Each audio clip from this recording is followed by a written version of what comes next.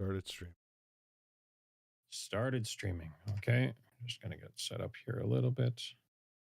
So we finish getting set up. Welcome I don't here, even have... YouTube followers and listeners. Oh, My name is Al, and I'm here with my cousin Daniel Dunbar. Well, I guess if you're looking, it's on my left. oh, yeah. Cameras are. Uh-oh. Uh-oh. Haven't even Well, mine started the has to intro. be because I don't.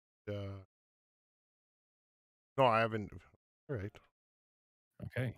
The precursor. Yeah, we're live according to my Pre-roll. phone notifications. All right. So, rolling.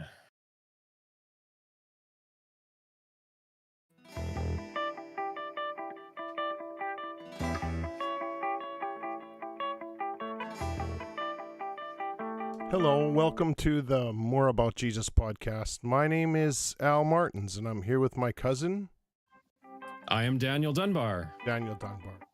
We're two working guys from Canada. We're more than 20 years old, and we've been going to church all our lives. We're not professional theologians or anything like that, but we're two guys that have realized over time that the way we do church, the way we do our Christianity, has to be more about Jesus.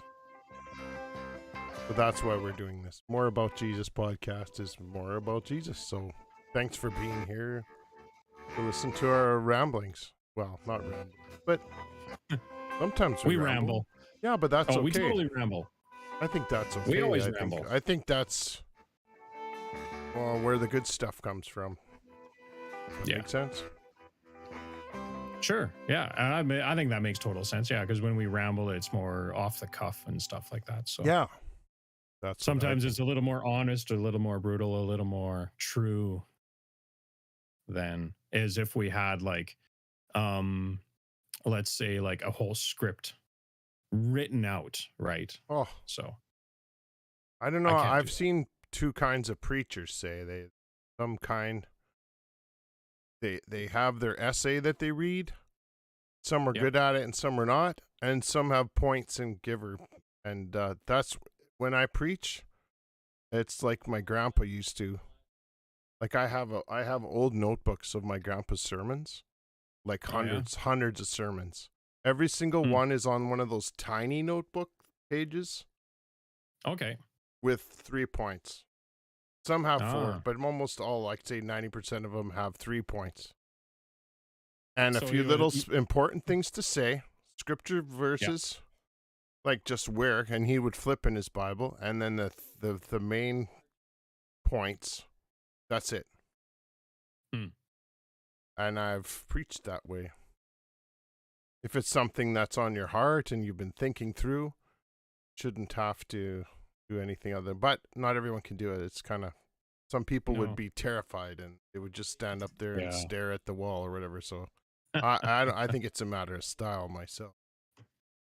Yeah. I think you'd learn that more in it's not hermeneutics. Hermeneutics is a different study. Yeah, what is another one? The study of? There's a study that's of how to do your sermon prep and how to present it and stuff. I can't remember what it is. Preaching-neutics. Preaching-neutics.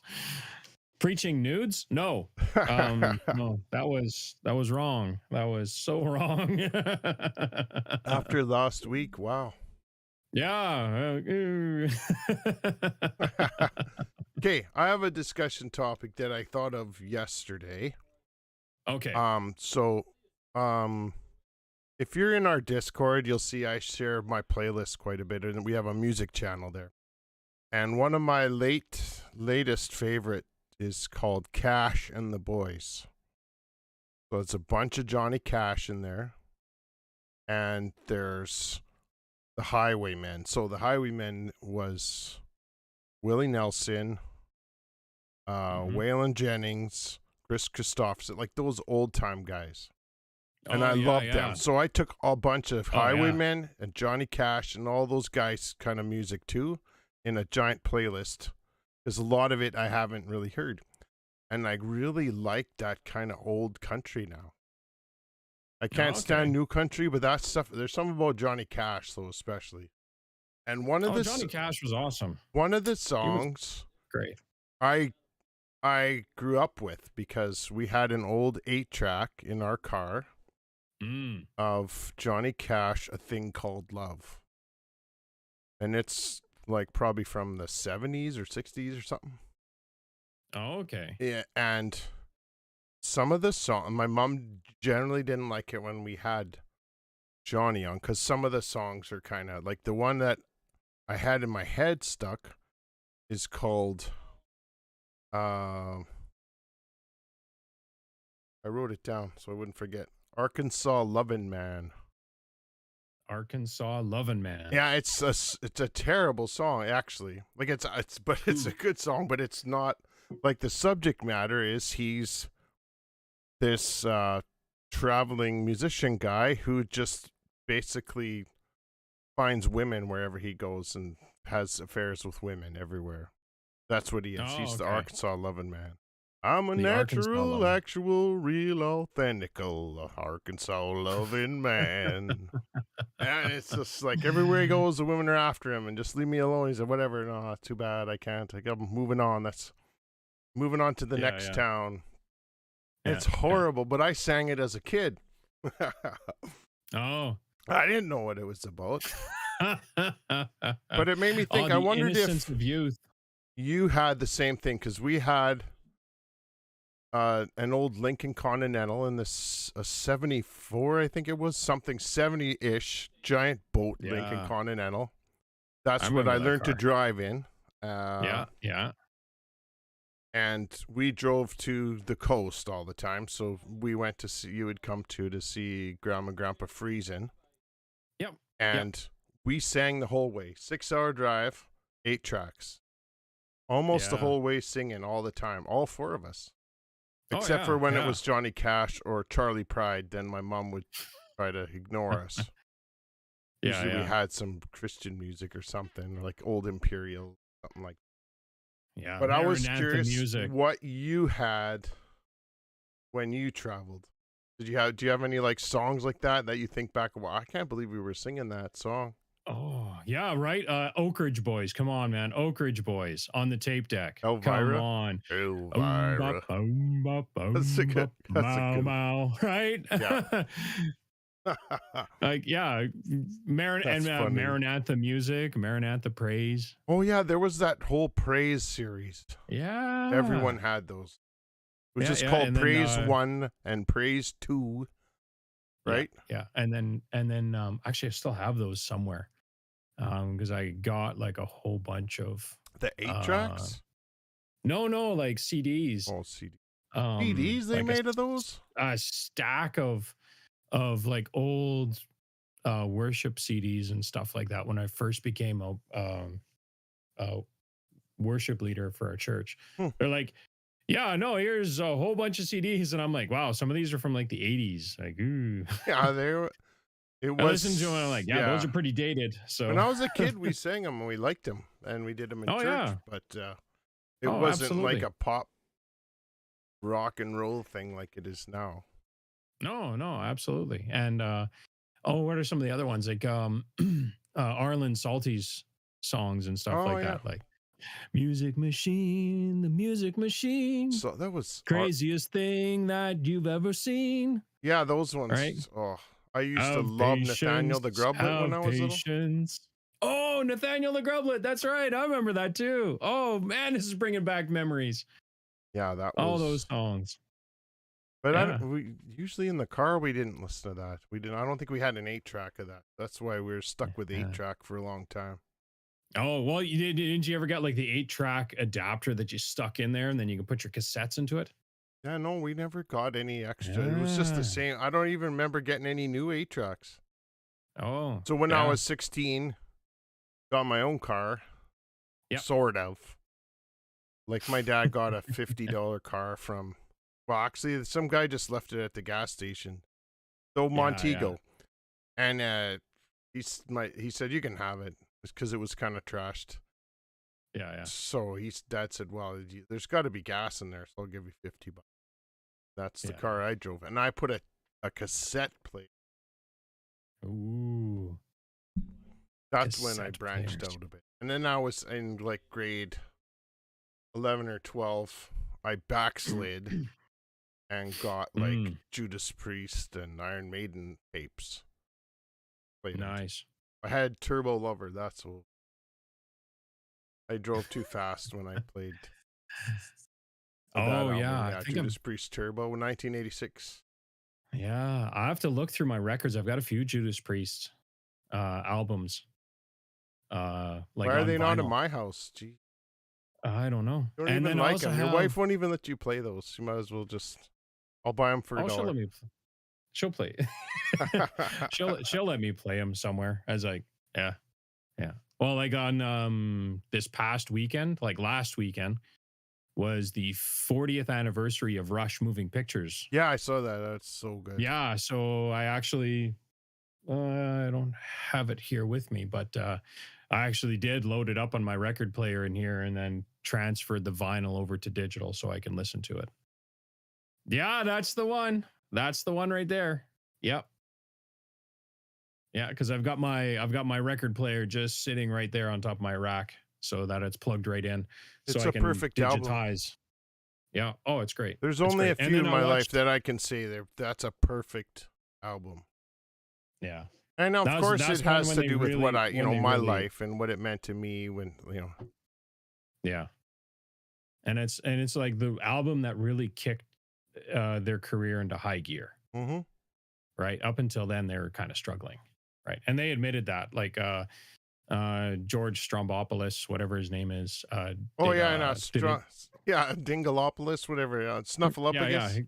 Snuffleupagus. Yeah, he just did an interview with Alex Yeah, I and was Getty. watching some of that. There was clips Yeah, of it on TikTok. yeah. I watched the whole thing. It was great. It was awesome. So He's actually pretty cool he's pretty good at interviewing guys. yeah, and they all seemed like really relaxed doing it Mm-hmm. as well. So It yeah, I probably mean, took because a they've while to get been to the going for. point where they could talk without, Neil there. Ah, I don't know. Big part of their I life don't for know. long. Oh yeah, and they talked about that too. They talked about that. So Cool. Well, that's I'm why I gonna said watch it all. watch the whole thing. It's really really good, and you get a little bit more insight. Some of the stuff that they didn't generally talk about when they're still touring as Rush, right? So Cool. So yeah, everyone go out there, by Johnny Cash, Thing Called Love. It starts off with a song called Kate, where he shoots his wife because she's. Oh, every Christian man should have. I'm kidding. And Rush. We're from and Canada, Rush. so we have to like Rush, but you Yeah, we should have like to, Rush too. and yeah, it's in our Charter of Rights Yeah. in Canada. Yeah. So if you are Canadian, you actually have to legally like Rush, and then at the same time, you have to because it's part of our Charter of Rights, you have to outwardly hate Nickelback, but secretly you can love them. Yeah, that's right. Yeah, outwardly But hate. outwardly you have to hate them because this is Canada. I'm sorry, Chad Kruger, but that's just it's Yeah. in the Charter of Rights. I looked it up. They amended that. I'm sorry. It's nothing I can do about it. I do love when he did that song, Look at This Graph. You know that. Look at this Frodo Look graph. at this graph. Yeah, that's one of Look the at this best things on the Frodo internet. graph. Look at this Frodo graph. It's a No, graph of have you seen the? Frodos. Oh, maybe you haven't seen it. There's one that takes the video. It's just a short video, Yeah, and they yeah. take out the photo, and he's actually holding a picture of a graph. Look at yeah. this graph. That's all it is. It's the funniest thing on the Every internet time it still, I really think. makes me laugh. Yeah. Oh, what can you do? Music is part of our lives. Yeah, so tell us, what's your music? Maybe share that in the Discord or something. I want to know. Yeah. Or comments wherever you see this, because I maybe don't have memories like that, but and 8-tracks, like, those aren't coming back, like records, no. Are they? No. Do people do that? Do people say, hey, you know what we need is 8? No. There's not going to be an No. 8-track store. Like No, and like even Jack White is actually asking the big record companies now to actually press records. So, and I think he may have actually bought a vinyl pressing plant. yeah, I think I heard that too. Yeah. Yeah. Cause I mean it's coming back. Vinyl's coming back. Yeah. So There's a yay. market for it. Yeah, I mean, and then right now it's I so hope. expensive. So like Yeah. I probably paid 40-50 bucks for that Rush moving pictures Oh because it's a really? new Wow. press. Like I can't find old ones anywhere. Not where I Yeah, live. that's usually what you pay for like the old pressings is close to that. I mean, this like the one that I have is like from 2015. I think we bought that for Josiah. Um and $25, something like that. Yeah, I'm not finding the Back deals. back when But then I'm only getting I good think it was when albums. HMV was around. So I do get some once in a while that are cool, like old Kenny Rogers' greatest hits or something I'll find at someone's yard sale. Things yeah, like yeah. that are cool. Yeah, yeah. Well, the majority of the records that I have were from like a neighbor when they were moving out, and it was like 40 years worth of records.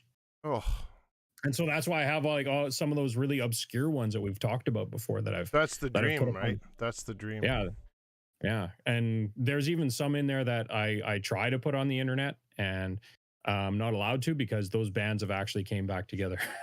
Oh, dang it. And some are still active, like Kraftwerk and stuff like that. So Yeah, they're in the that's bar some. scene. I mean, they make zero money from their record, but Yeah, well, I mean, no, they won't make any money from, but they have to keep their copyrights up, right? So yeah, that's right. that's why. Pay. And Yeah, some of and we them got to got honor bought out that. by Sony. Yeah. I've always honored copyrights. I don't even when I was a kid, if I made a mixtape or something for it was just for me for personal use. I never gave them away or sold them or Yeah. nothing like that.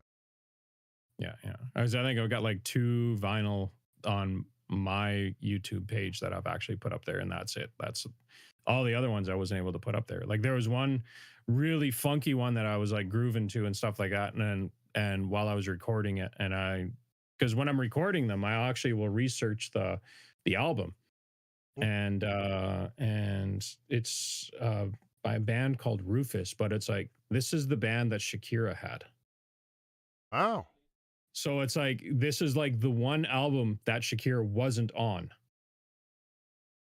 and Oh, this was just the band members, and it is so cool and funky. As it's like, oh, I love listening to it. So, and I mainly just do it so I can actually I take them and I drop them on like I do the entire album and I'll drop it onto my Google Drive, so that way I've got like the entire album digitized, and I do things like try to get rid of the dust out of the sound and stuff and EQ it a little bit for more modern sort of production, right? So well, that's how you nerd out doing that. that's That's yeah, awesome, that's what man. I do. Yeah.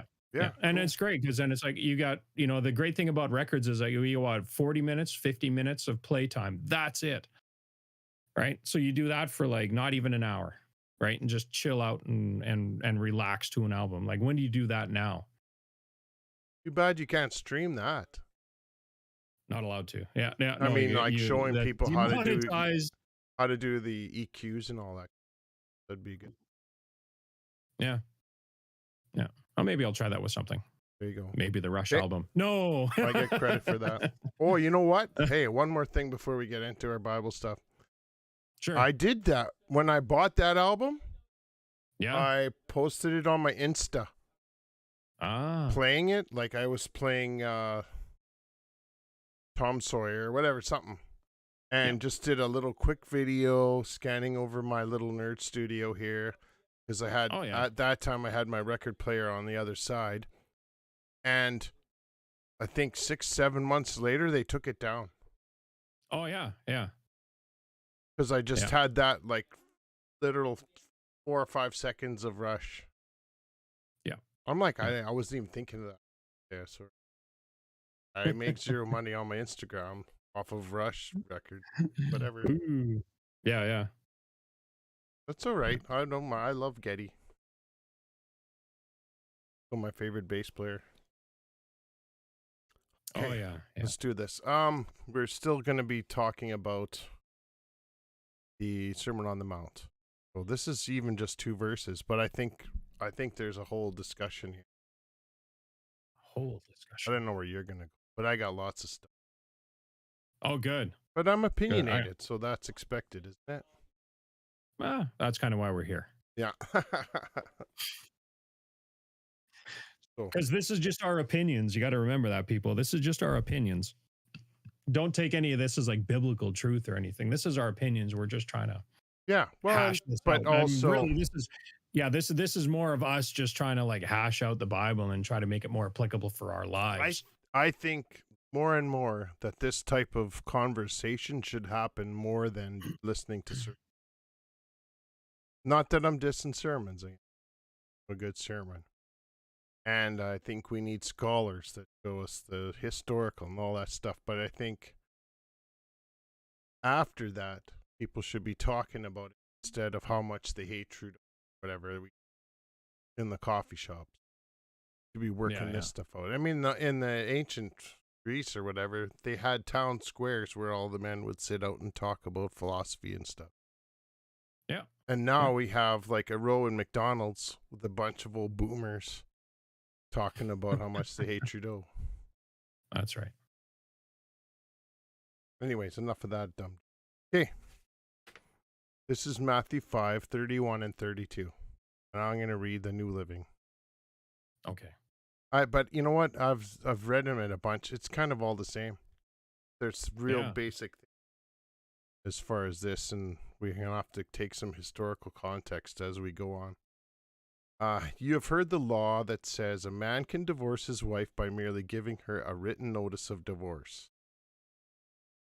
But I say that a man who divorces his wife, unless she has been unfaithful, causes her to commit adultery. Anyone who marries a divorced woman also commits it.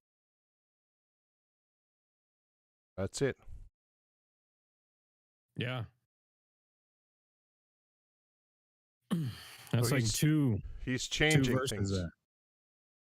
Yeah, and this comes right after the lusting thing, and yeah, because even in the message, it's pretty close to the same thing, right? It fleshes it out maybe just a little bit more, right? Because in the message, it's remember the scripture says, whoever divorces his wife, let him do it legally, giving her divorce papers and her legal rights. Too many of you are using that as a cover for selfishness and whim, pretending to be righteous just because you are legal. Please, no more pretending. If you divorce your wife, you're responsible for making her an adulteress, unless she has already made herself that by sexual promiscuity. And if you marry such a divorced adulteress, you are automatically an adulterer yourself. You can't use legal cover to mask a moral failure. That's actually quite a bit better then. Like I mean, he's translating it, right? He's basically saying what a lot of it means, because the version I read and in the literal versions, it's just basic legal sounding words that are for this, So he's basically drawn a line. You can't get divorced unless there's marital unfaithfulness, and anyone who's not, anyone who's divorced and marries again is automatically adulterous. And I think there's a lot more to it than just what it looks like on the surface. And I think Eugene kind of brings it out there quite a bit better. Yeah. So what? Yeah, because go ahead. I don't really want to get into the big details of it. I have some stuff I want to bring up historically and all that, but I have even a bigger question. I wonder if you have ideas on how do you think the church handles divorce right now? Like as a whole, not just like, or maybe in your experience, because there are divorced people everywhere, in the church, out of the church. There are. How do we handle? Are we handling that the right way, the wrong way? Are we good? Are we following the scripture to the letter, or are we not supposed to? Like, how are we doing? Yeah. I would say probably for the most part, the church is sort of like hands off. It's like this is now a legal matter. It's between you and the courts. For the most part, I would Mm-hmm. say, right? Um, because it's like, well, or the church, people in the church will be try to do counseling sessions with the people who are going through it, and sometimes those people are just like, no, we're done. We're done. You're done. I'm done. We're done. That's it. Just split our assets and let's go. And that seems to be how it is in our culture nowadays. Um, now, that being said, I do have a few friends um, who have gone through divorce. Some for somebody was cheating on somebody else, Mm-hmm. and a few were like they just didn't get along, like really didn't get along, and they got married way too fast and realized that was kind of a mistake, right? Mm-hmm. So, and a lot of those people have gotten remarried and they're doing better now, right? So, was it adultery? I don't know.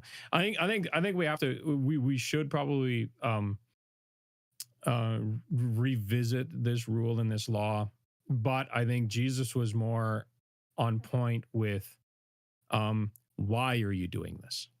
Yeah. I think that was his underlying thing behind it all. It wasn't the fact that you weren't getting along. It wasn't the fact of abuse or anything like that. It's like you're doing this on a whim. That's what he was calling out right there, because he said it. He's like, for selfishness and whim reasons that Mm-hmm. you're doing this. Like all of a sudden it's just like, I want to go marry this other person. And so I'm just going to write a note and toss it to you. And you are now divorced from me and there's nothing you can do about it. Yeah. I Right. guess now's a And good time to bring that up because it's in Jesus' time, patriarchal structure was still just a huge thing. So yes, women were still just basically property. There are parts of the somewhat. world where it's still like that. And the more I've studied this and listened to podcasts from a Christian feminist perspective, they point out that stuff in the Bible that haven't. Like, for instance, when David sinned Yep. with Bathsheba, Yep. if you read that carefully, and when Nathan the prophet comes and condemns him, he doesn't condemn him even for what I believe was raping Bathsheba. And he condemns him for taking another guy's property. The story is like, you took this lamb when you could have just, when you have all your other lambs. He doesn't say what you did to the lamb was wrong. He said you shouldn't have taken his lamb.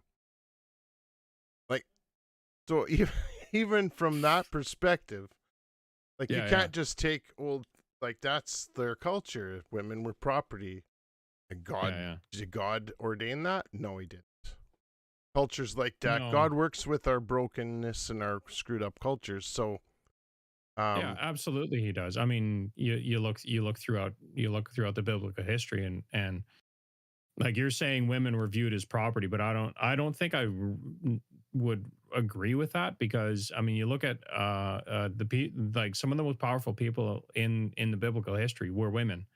mm-hmm. They were the ones that did Oh yeah, and a lot, there's no doubt there's ones that stand out. right? Oh, But for absolutely. And instance, they're and like, they're and they're in the go ahead. genealogy of David, and they're in the genealogy of Jesus, Mm-hmm. right? And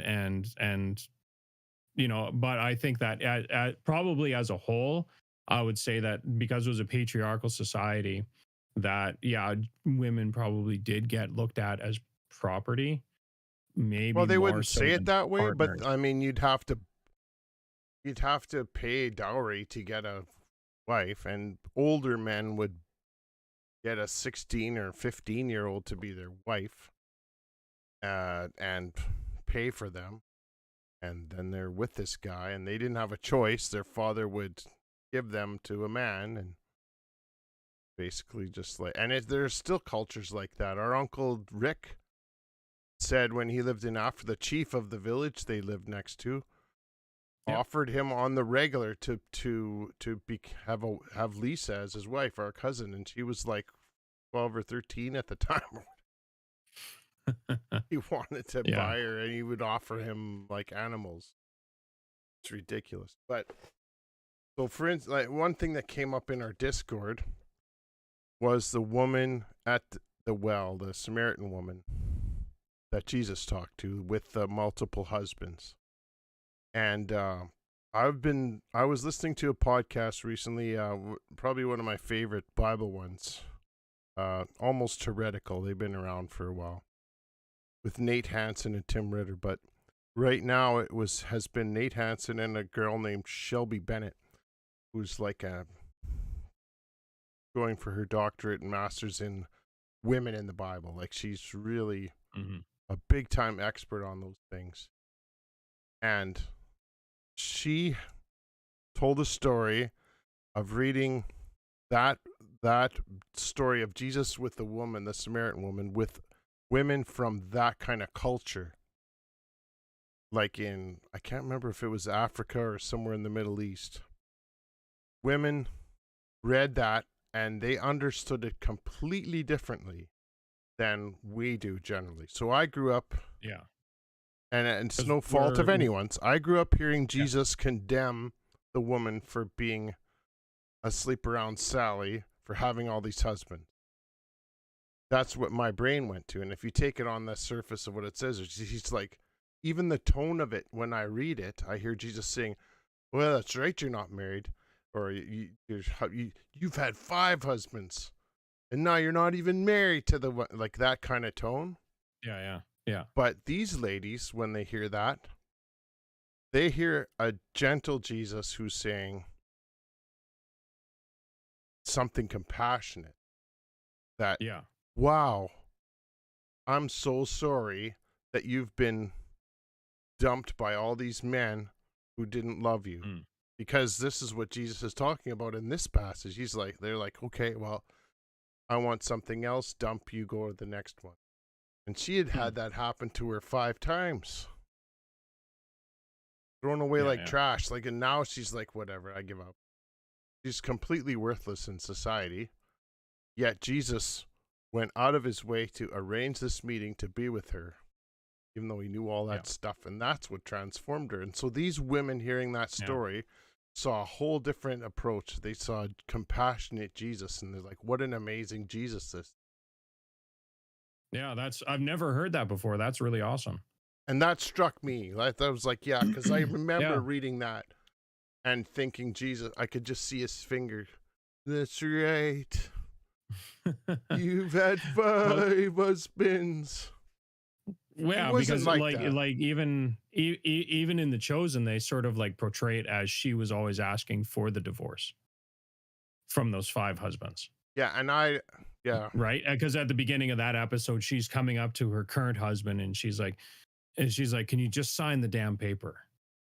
Right? I want to be free of you. Right? But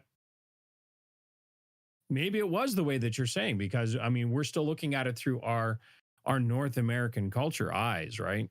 Mm-hmm. Not our Eastern culture eyes, which, because I don't have that.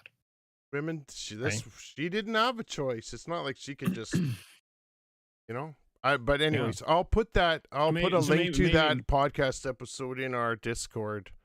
If yeah, no, I'd anyone's really interested in listening to it, yeah, because I wanna it's listen good. to that for sure. The whole Yeah. series that Nate did with Shelby Bennett is amazing about women in the Bible. Yeah. Yeah, I really Yeah. love it. I wanna definitely want to hear that for sure. So because that's yeah, because I definitely like hearing like other world views on scriptures. Um, because a lot of the time I think the North American culture, we're more Greek in our thinking, Mm-hmm. like very factual, and I think that's where we get it wrong some of the times, because uh, um forgive me if I'm wrong, but I think Jesus was, 1, Jewish, and 2, living in a Middle Eastern culture. Mm-hmm. I mean, nothing to do with He didn't look like Kenny Loggins either. or Obi-Wan Kenobi. Yeah, exactly. Well, that's one of my favorite games. Yeah. No, I hear you. The but that I think part of that comes not. I mean, you could say Greek, I guess, but European or whatever. But I think a lot of it comes from our segregation too. So we're a good example of that. I'm from a fundamentalist background, even though I'm deconstructed and changing, and some people would even call me a heretic for belief. But um, that's my gist. Still, is pretty basic. Yet you're from a vineyard church, and there's a whole range of people between uh, charismatic and hands in the pants while you're like Yeah, yeah. that, and all those people segregate themselves. I did a whole series on this on my blog at one point, and I think it's wrong. I just think it's wrong. I think we're missing out, balancing each other out and learning from each other when we always segregate so we're not going to ever see a new approach to something because we never stretch our thinking it. Yeah. But Yeah. that's a whole And I nother mean, thing. yeah, and that is, I mean, and part of it is, when I was younger, I knew everything. Oh, And now that I'm older, I'm like, man, I don't know half of anything. yeah, I know. That's totally me. The older that I get, the less I actually know. And it's like, I can't remember, a Dunning Kruger effect, I think it was, or something like that. So, and when you know, so, when you're younger and you know something, it's like your confidence and it goes way up, but you don't know a lot of it. And then as you start knowing more and more about something, right, your confidence goes down and down and down, because it's like, because you're even struggling to know about it even more. I Mm-hmm. mean, that's the main reason for doing this podcast in the first place, is like, we're trying to figure this stuff out. Yeah. And I mean, I'd slap my old self, my Bible college self, if I could go back, because I really I could argue about anything, even something I had no clue about. yeah, I was that good at and arguing. yeah, I yeah, looked and like it's an funny. idiot, I'm sure, or whatever, and people just didn't respect me. But I Yeah, felt confident enough to do that. I I was like, cringe. is that the wisdom of old age? Is that as we get older, it's like we start looking harder at things. We start questioning everything, and Well, and then then we look and life's we're been like, more man, I wasn't. complicated. We've had to deal with a lot of Yeah, ups and downs, and yeah. yeah. Yeah, because, well, I mean, life throws you more curveballs when you're older than when you're younger, right? Mm-hmm. I mean, we're getting to the age now. It's like it's almost going to be like there's going to be more funerals and family reunions coming up. So, we're just at that age. So let's bring it back to this divorce thing. Yes. Given the So, understanding that the culture, so Jesus was, I think, the essence of it is kind of captured in the message says, really, yeah, that, okay, legally, I know you guys can just get a piece of paper and get a new wife. But I'm saying that's not the right way. Jesus said, yeah, no, no, no, no. So that says a lot about the laws they had. And looking at Old Testament laws and other laws like that and traditions and saying, oh, this is the way. There's no way this will ever change. We can't adapt. Jesus is throwing all that. No, this is the way. This is the heart of God. The heart of God is that if you've made a commitment to someone, it's more than, she's not just property. She's not just a tool that you can have for whatever you need, whether yeah, it's whatever you need out of that relationship, and now you don't need it and you just get something new. So yeah, he's yeah, trying to amp it up for these people as far as their commitment to this, and I think that can be directly applied to. I don't know what I think, to be honest, about this whole make him an adulterer. That's one that I'm in a state of flux with, because I yeah. know I don't. really good people Yeah. who are divorced, like you said, and have remarried. Hmm. And I don't know if it's married. Like, I'm not going to ask him. I'm not going to say, hey, so why'd you get divorced? Well, was it marital unfaithfulness? Okay, good. Okay, continue being married to the new person. Go ahead. I endorse this. Now you're not an adulterer. Like, who Yeah. even checks that? I Yeah, don't well, know. I mean, But well, the other thing is if you know them from before, um, we tend to judge people, yeah.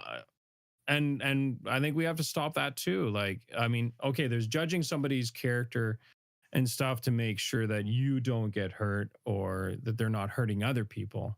Mm-hmm. Um, but you know, I don't know. The best way I can say it is, my name Daniel actually means God is judge. Oh. So Daniel's not the judge. God is the judge. God judges everybody, and it's not up to me to do that. Mm-hmm. So I think like with Jesus and the Samaritan woman, because like I mean he talked to her before he even did this Sermon on the Mount, Mm-hmm. right? Because they were going through Samaria to get to this point, and he was talking with her, and I mean, did he judge her? No, I don't think he did, because he came, like you said, he came out and he looked at her and he says, "Look, like she was there. She was one. She was a Samaritan woman, so he shouldn't have been talking to her Yeah. culturally, right? And two, she was by herself, and Jesus not only talked with her, they had a conversation, and they even started debating where to worship Hmm. and stuff. Like they're like Jesus actually got into a religious debate with her, and then he was like, you know what, I know who you are, because I am the Messiah, right? The one that you're looking for, Mm-hmm. the one who's saying that, you know what, it doesn't matter where you worship anymore. It's not going to matter that you have to go to Jerusalem to worship, or you have to go to your mountain or your temple to worship. It's not going to matter. Why? Because that's why I am here, is to dismantle that and to make it a more personal relationship with God again, Mm-hmm. right? And I mean, okay, so she's a woman who's been divorced 5 times and is living with a guy who was not her husband at the time. And Jesus, and so just why would you do that if you were trying to make this story, like you'd be telling this, if you wanted to make this like the best story ever that would like win lots of people, or show how powerful Jesus was, you wouldn't be doing it this way. Hmm. You wouldn't be like, so he's with a Samaritan woman who was, so they were half Jewish and half something else. I can't remember what it was. So they were looked at less than dogs, Yeah. They're second right? class citizens. They were not even second class. Like they were the bottom of the barrel citizens. Like Jews would actually, because Samaria was in the middle, Jews would actually they would rather walk around Samaria to continue on their road than go through Samaria. That's how much they hated them. They didn't even like the dirt. Yeah.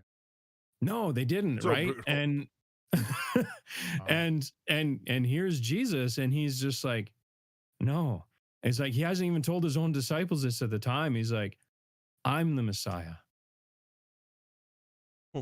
He never even said that to his disciples yet. He's like, no, he goes up to her, the dirt. Like, it's like, Jesus is just like, he's so compassionate. And he's just like, I really want everybody in on this, not just for the Jews, but also for everybody else.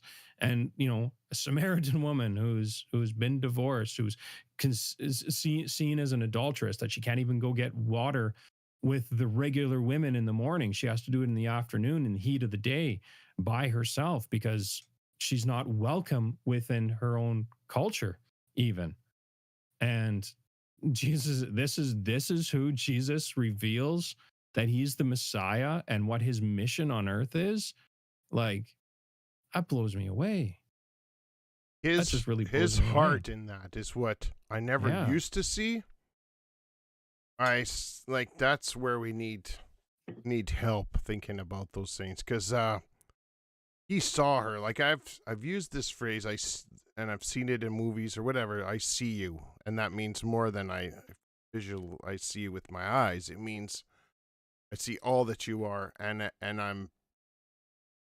I'm in your presence and understanding you in a deeper way. And with Jesus, it was in a huge way. He knew Yeah. everything, and he saw her and didn't judge her, even in the slightest. And that's, I think, the feeling we have to get from our passage today.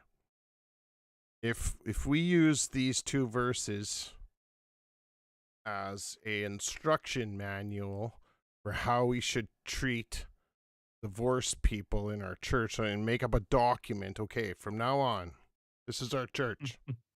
The rules are as stated. If you are Yeah. only marital unfaithfulness, and if you marry blah blah, you're adulterous, blah blah blah. If Yeah. you Yeah. read that and all you hear Yeah. is instructions on how you're missing the whole point. No, The you did. point You missed is, the whole point. the whole point is, you can't just throw a person away like trash. Yeah. You have to see them the way I see them. You have to, like, you can't treat women like they're something you can discard and get a new one. Yeah. Because he is talking to men. I mean, there's women around, but he doesn't say if a man or woman divorces their husband / wife. He says if a man divorces his wife, like it's directed to men. Yeah. And I'm not trying to make it a gender thing. I'm just saying that's what it would have been for them. Couldn't divorce based on the men saying, no, I'm done with you. How can we, well, two things we have to cover. How can we apply this to marriages? Make that a quick discussion. And then we have to get into how the church can do better at handling divorce. But what does this help you in your marriage at all? Have you had to make this decision? I haven't. Like No, I I've never never had to have, face and it. that's because like we decided long ago that divorce was never an option. Like even before we started, um, even before we were engaged, Yeah. and while we were engaged, and while we were in premarital counseling, I was like, no, divorce is never an option. So I mean, because if you stay faithful to your spouse, you can pretty much work through all the other problems.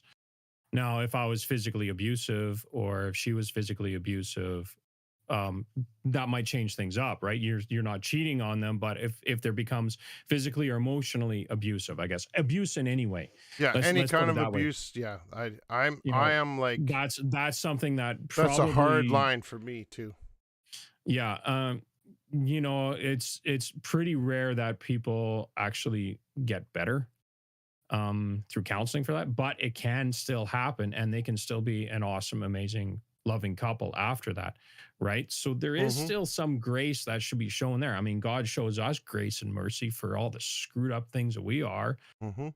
Right. I mean, yeah, I grew up in the church and stuff. That doesn't mean I was a saint by any means. Like, I still need God's grace and mercy on my Mhm. life on an hourly basis.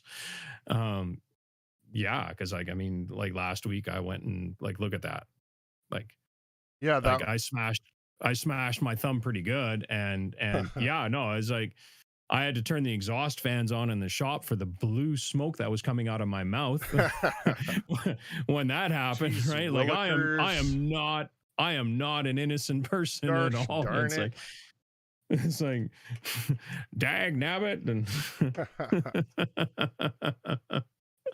Yeah, that would have sandy hurt. day on the beach and Yeah, yeah, I know. so It's yeah, it, I you kind know, of think we agree on that. Like as far as like we'll say more about it in a bit, but I think we're not definitely not saying you'd have to stay with your husband no matter what, even if he's beating a snot out of you.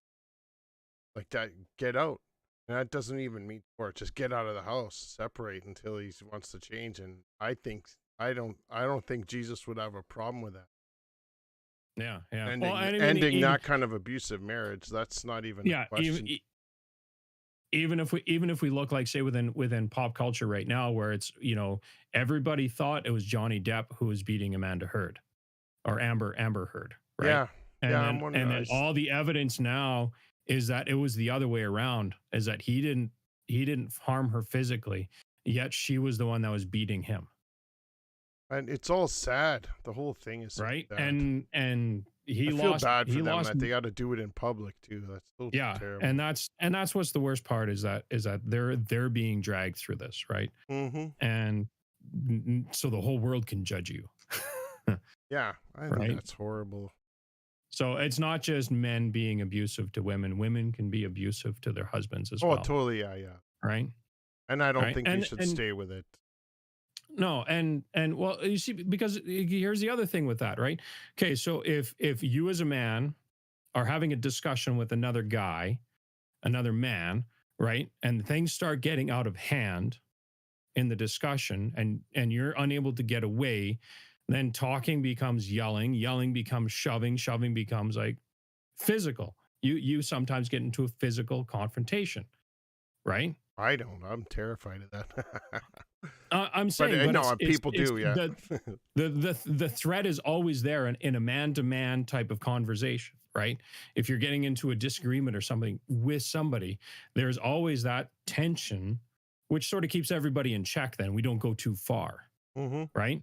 But a man has no tools to take care of a crazy woman because we're not allowed to go to that extreme.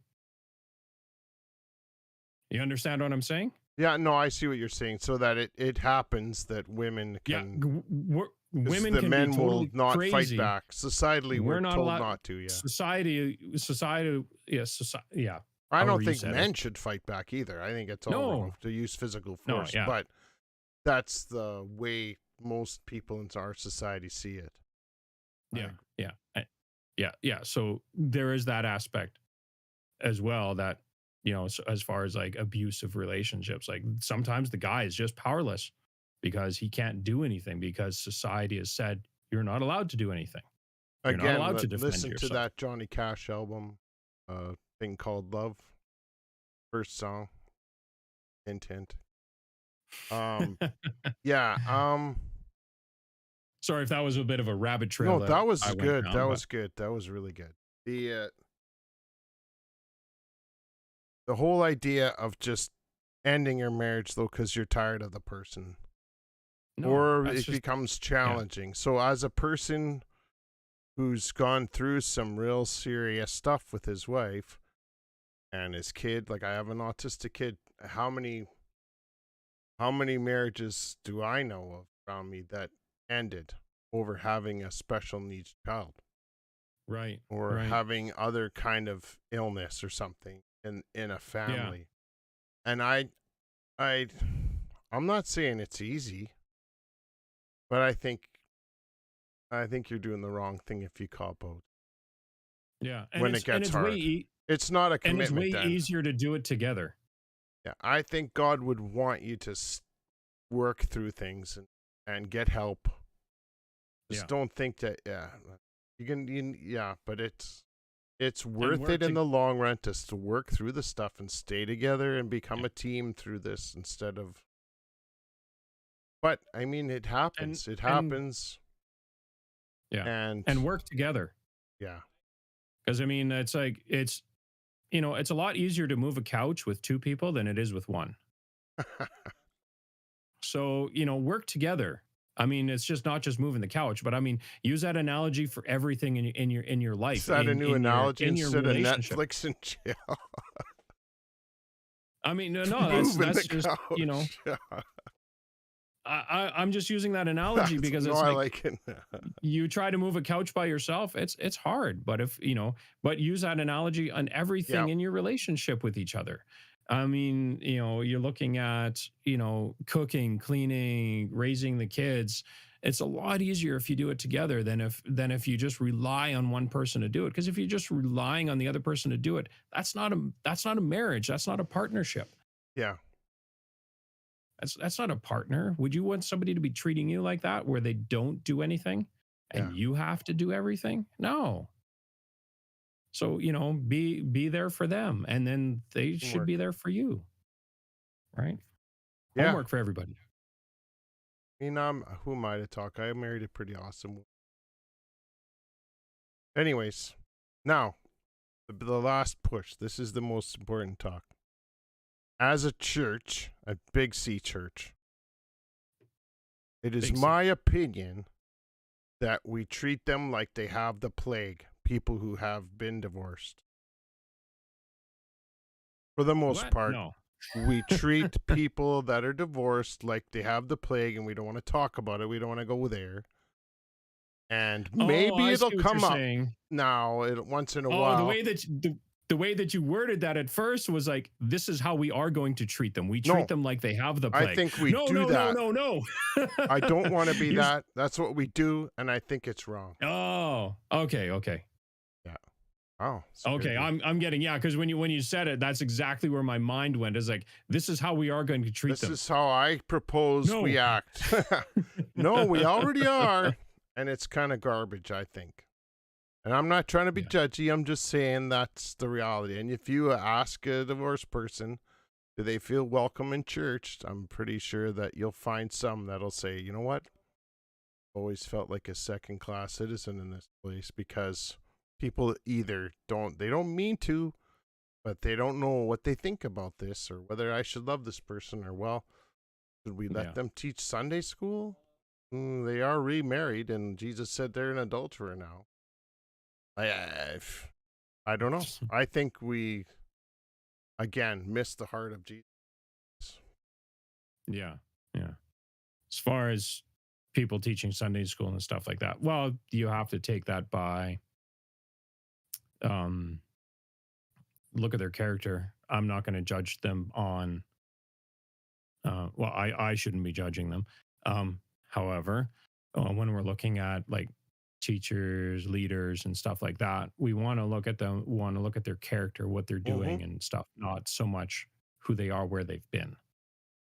Yeah. Are we As allowed far to as even, like that's in the divorce or past, anything like like given that. that we have a God who has cast our sin as far as the east is from the west, and Yeah. does We remember should, our sins no more. Yeah. And so someone new comes to my church. There's a nice couple in their 40s, and they seem really good. But so are we going to screen them? Are we going to say, okay, I need you to tell us and prove to us that you've been married to this person, that you haven't remarried and become an adulterer or an adulteress? We're not going to do that. Maybe some places do. I've never even heard of something that ridiculous. Well, I mean, this is how you do it. You have them over for dinner. You get to know them. You hang out with them. You do projects with them. You do Bible studies with them. You do life with them. Yeah. You'll get to know them. Yeah. Right. And then then it's like, well, would you trust that person? It's like, well, let me see. They've borrowed my lawnmower and they've returned it clean. They've, or whatever. Right. But do we disqualify them once we do find out that they've been married or divorced or whatever? No, because you got to know them. Yeah.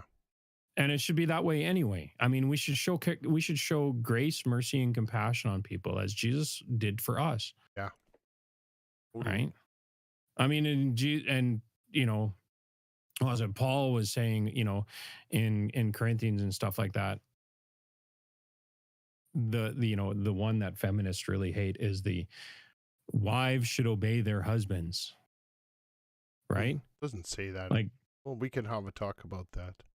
Okay, but it's something about that in Corinthians, right? Yeah, it doesn't say obey. Wives should honor. Submit. Or what is it? There's the word submit that people like to use, but the whole tone of the passage is wives mutual submission. Yeah. It is, because when you really look at it, the next phrase that he says that all those people keep missing is that husbands, love your wife like Christ loved the church. And now, what did Christ do for the church? Yeah, he died. Well, that's Christ's example is of sacrificial He gave love. himself up. He was like, you know what? This is not my will. I am giving up my physical life that here. You I'm are putting preaching... myself on the cross to better you. Yeah. That's the Christian feminist's biggest point. From my perspective, that's what we say, and it's about servant leadership. Jesus washing the disciple. Like, there's so much not holding Yeah, on to power, which exactly. when you live in a patriarchal society, men are holding on to power, their ability to be the leaders and all the elders, and that's the Yeah, opposite of Christ-like example of leadership, is to yeah, cling to power.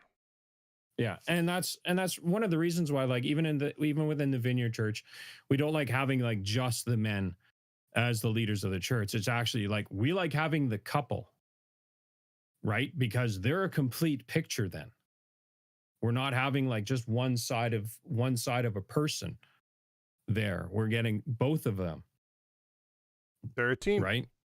They're a team, right? Hmm. The thing that I hate is that, when a pastor interviews, it's like, well, what does your spouse do? It's like, doesn't matter. You're hiring the pastor. You're not necessarily hiring the spouse. I'm just saying that's just No, a that's a small little trashy rant. thing too.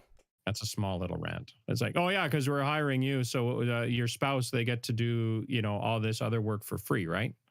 Mm-hmm.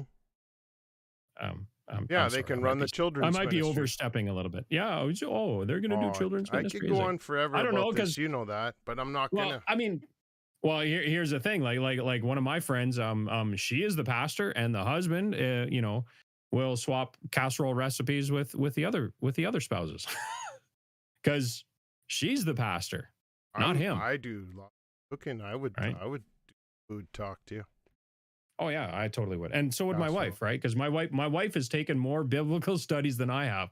She is a way better preacher than I am, and half the time I'm like, because we sit here and we'll chat about, my wife and I will chat about the podcast and stuff beforehand, and Mm-hmm. I'm like, why aren't you on here talking about this? And have a third But she's person. like, she's scared about being in front of the camera and stuff like that. So I'm like, okay, I'm the patsy that I have no problem doing this, right? As this is, I get to sit in my studio in my comfy space That's right. and do this. So Okay, so what do you want to take from this discussion to the next? Something you have to think I'm about, even. yeah, I really want to look at that article that you're going to post in the Discord. The Um, podcast. yeah, that podcast. I really want to listen to that, because I'm really fascinated by that other world view, like Mm-hmm. a Middle Eastern women's view of that scripture. Because yeah, there's a lot of times that like, because one of the other people that I have listened to and have read and am reading is Carl Medeiros, and he did a lot of stuff with like going into Iraq and Iran and talking to the imams about Jesus and stuff, and they totally got it from a totally different perspective.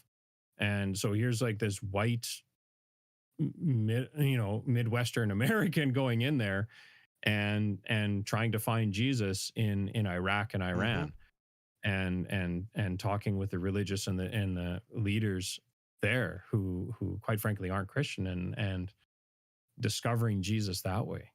Right. So finding out, because he's like, it's a totally different mindset that we have in our North American culture. And it's probably the mindset that is closer to what Jesus grew up in, what Jesus talked in and stuff. And to And be honest, our evangelical thing that we've been doing since, say, the 50s, yeah, we kind of get in our, like, we start to think like the Pharisees that this is the way, like, how we do it. this is the way. Yeah, this is the way. Well, you could take your helmet off and still be a Oh, Marian. yeah. Not actually. Yeah. Whatever. Okay, for me, I just want to offer a challenge to whoever's listening, within the church, to see this passage as more than just instructions on how we should write up a set of rules for the church to operate. We should see the heart of Jesus in this and beyond, and other things. I've been hearing it lots the last couple weeks, that the only real important hermeneutic when you're reading the Bible is through the light of Christ. If you don't see the Bible, all the Bible, through the light of Christ, you need to rethink how you're reading your Bible completely. And so Jesus, because he does this, he'll change it up. He's like, you can't just toss out your wife, just like her and get a new one. That's garbage. Don't do that. Yeah. Yeah. And more than that, I think the church needs to look at people differently, not judge it all. Not judge it all based on that. If there's someone new in your church or who's not in the church, just people in general. They've lived a life and they're where they're at. And Jesus doesn't hold their sins against them. Like the woman caught in adultery, he doesn't condemn them. Yeah. Who condemns you? Who condemns you? Nobody. And go and sin no more. Okay, let's do with that. Let's try to be those kind of Jesus people. And I'm not the condemning one. I'm not the rule maker. I'm the empathy one that's going to love you, accept you just the way you are. Not going to throw a bunch of rules at you right away. I'm just going to listen to your story and love you just the way. That's my challenge, I guess. Yeah. All right.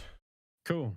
Well, and that scripture that I was trying to quote was my wife texted to me, and she's like, it's Ephesians 5:22 to 24. So about the women obeying your husbands. Oh, yeah. Obey. That's a whole nother thing. Yeah. I will not, as a Christian feminist, I can't allow anyone to leave the thing thinking that I think women are husbands. But that can be enough. Okay, we're gonna promo some stuff. As a man, I'll just say that, I just have to love my wife as Christ loved the church. And I have to die. I have to die to my own selfish needs and desires. Can't go wrong with that. And try to lift her up. If you have questions or comments, or you want to yell at Daniel for saying that you should obey your husband, there's ways you can do that. I'm just teasing. Come at me, bro. Come at me. On Twitter, we have our own Twitter that I run at moreaboutjesus3. You're welcome to come there and yell at us. If you're really mad, you can use our email, moreaboutjesus21@gmail.com.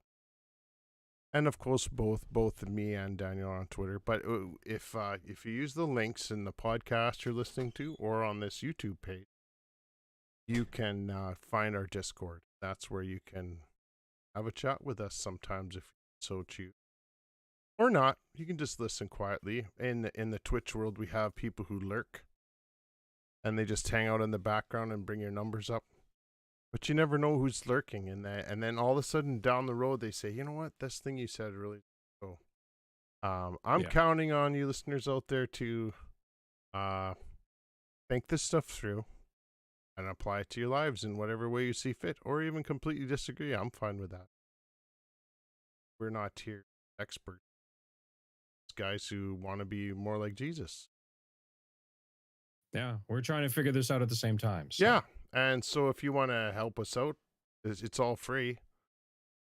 Go to the YouTube page and just like and subscribe, or maybe if you have Apple Podcast, which most of our listeners use, just fill out do a little rating and review, something like that, and that spreads the word around. But like I said, just because we want people to follow Jesus. Yes. So that's it. That's all I have to say. Yes. So I'm Al. He's Daniel. And we'll be back in a couple weeks to talk more about Jesus. Yes. We're looking forward to seeing everybody there. Have a great week, everybody.